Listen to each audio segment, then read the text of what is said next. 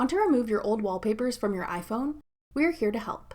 I'm Jessica, and in this video, I'll show you how to delete saved wallpapers on iPhone. Now let's get started. To delete wallpapers on iPhone, first swipe down from the top left corner of your screen. Then hold down the empty space in the middle of your lock screen. Swipe sideways to see your other saved wallpapers. When you get to one you want to delete, swipe it upwards. Then tap the Delete button. To confirm, tap Delete This Wallpaper. The wallpaper will then be deleted.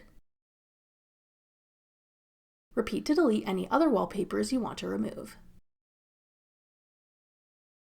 That's all it takes to delete wallpapers on iPhone. Want to learn how to customize your iPhone lock screen? Check out this tutorial next. Click the video on your screen now to watch. Thanks for watching. If you found this video helpful, we'd love it if you'd hit the like button below and subscribe to our channel. We put out great new tech tutorials like this one every day.